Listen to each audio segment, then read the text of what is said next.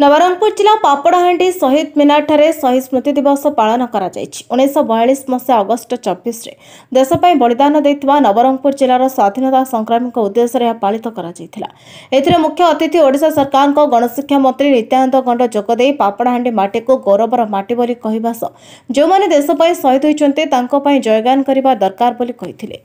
Nabarangpur आसीथिबा muscle को block प्रशासन नेतृमंडली तरफ स्वागत संबर्धना दिया जायथिला। एक शोभायात्रा रे शहीद मीनार को निया जायथिला। टूरी नदी रे तीर तर्पण परे पुलिस तरफ गार्ड ऑफ ऑनर दिया जायथिला। देश पे अनेक शहीद होइतबा हेतु आम भारत स्वाधीन होला बोली नवरंगपुर सांसद बलभद्र मांझी कहिथिले।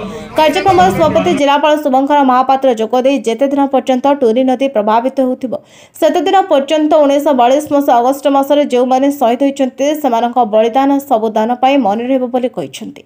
राज्य शहीद स्मृति कमिटी सभापति मनोरंजन त्रिपाठी एक रक्त रंजित माटी बोली कहवा एठाकार शहीद माने मार मते बोली रास्ता ऊपर को आसीथिले बोली कहिथिले। अन्य मानक मध्य राज्यसभा सांसद मुजिबुल्ला खान, नवरंगपुर विधायक गौरीशंकर माझी, झरिका विधायक नरसिंह भत्रा, डाबुंगा विधायक मनोहर रंधारी, जिला परिषद अध्यक्ष मोतीराम नायक, एसपी रोहित वर्मा, बीडीओ कपिलदेव साहू प्रमुख उपस्थित थिले। पापड़ाहांडी बीपीसी शशिकांत दास मंच परिचालना करथिले। देखंथो 24 अगस्त नवरंग ये आम पाए गोटे ऐतिहासिक दिन। एठी प्राय 19 जन इंग्रेज मानकर गोलीकांड रे से माने शहीद होइथिले। रक्तर नदी बही थिला, तेणु आकु रक्त तीर्थ स्थान भी कहती। तेणु आमे नवरंगपुर बासी अनुसार आमे गर्वित जे देश स्वाधीनता रे नवरंगपुर भूमिका अनन्य। जे माने आज शहीद होइछंती सेमानकु आज आमे श्रद्धांजलि देइछु, आज मने पकाउछु। ये आम समस्त प्रेरणार भी दिन। निश्चय ये आज राज्य स्तर रे भुवनेश्वर भी ये पालन होउची। तो आपण जो कथा कहले आमे निश्चय आको प्रयास करबू पाठ्य पुस्तक रे भी स्थानित देवा पाए। देखंतो मो आज सेमानकर दाबी सुनिछि आ निश्चय ये विषय को मो आमर माननीय मुख्यमंत्री को अवगत करैबी। मो चिठी आकार रे भी तांको देबी एवं ये विषय रे मो डिस्कशन करिबी। तांको पाही जहा करी हबो संभव हबो आमे आगामी दिन रे करबा पाई प्रयास करबी। आज जो 24 अगस्त अछि, आज पापड़ाहांडी ठारे जो पापड़ाहांडी रो जो स्टोरी अछि, जो स्वाधीनता संग्राम रे आज शहीद स्मृति दिवस पालन होइछि।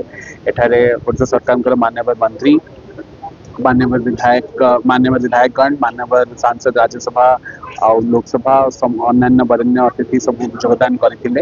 एठी सकाळे माने ऑनली सल्यूट दबा सहित माननीय मंत्री अन्य वरेण्य व्यक्ति माने तिल तर्पण होइथिला। तापरे शहीद मीनार ठारे समस्त स्मृतिचारण होई तापरे समस्त श्रद्धांजलि श्रद्धासुमन अर्पण करा जायतिला। प्लस तांको फैमिलीज जो माने अछंती सेमानंकु भी सम्मानित करा जायतिला। या सहित हम समस्त को honourable minister sir assure and honourable MP sir assure करछंती कि ए जगार फुलेस्ट डेवलपमेंट करा जिवो एंड तापई से उचित जगह रे उचित पदक्षेप ग्रहण करा जिते। आमे भी बहुत शॉर्ट टाइम रे या डेवलप या इंटीग्रेटेड डेवलपमेंट पाई ताकि एटा जेमती गोटे proper heritage site, proper freedom fighting site भाव में घोषणा करा जाइबो। तापई में आमे गोटे प्लान बहुत शीघ्र आमे पठेइबो, आमे बनिकी बहुत शीघ्र पठेइबो। एंड आमे आशा करूछु जेमती एटा गोटे प्रेरणार स्रोत भाव में आगामी दिन मानकरे मध्य एटा केवल नवरंगपुर नहीं पर समग्र राज्य एवं समग्र देश एटा गोटे प्रेरणार स्रोत भाया रहू।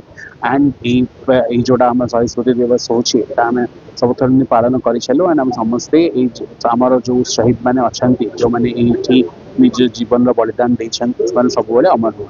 जी शहीद फैमिली अच्छा से जहाँ डिफरेंट डिमांड थी से आज माननीय मंत्री को देते। तो माननीय मंत्री जो डिमांड गुड़ा फुलफिल हो पार आश्वासन देते से उचित पोडियम रे रेज कराहब बोली से सब दिखाई। प्लस जो अन्य डिमांड अच्छी से भी जिला प्रशासन पक्षर जो गुड़ा हो पार से भी आम बहुत त्वरान्वित मात्रा करने चेष्टा कर। आज ऐतिहासिक रक्त तीर्थ टूरी नदी रे 82तम शहीद दिवस और 39तम मशाल यात्रार अवसर रे आज जाति धर्म दल वर्ण निर्विशेष समस्त आज एकजुट होते। माननीय मंत्री ओडिशा सरकार गणशिक्षा विभाग आसी समस्त विधायक थे, पूर्वतन सांसद थे, पूर्वतन मंत्री थे।